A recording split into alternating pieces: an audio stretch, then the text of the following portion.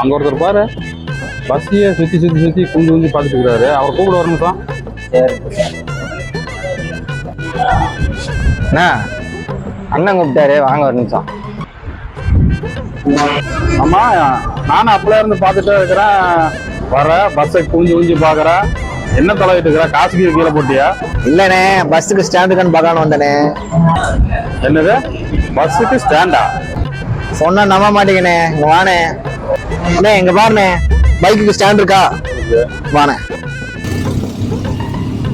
பாத்தியானே stand இருக்குதா? சைக்கிளுக்கு பாத்தியா stand இருந்தா? அதே மாதிரி பஸ்ஸுக்கு ஸ்டாண்ட் தான் பார்க்கலான்னு வந்தேனே. என்ன ஒரு புத்திசாலித்தனம்.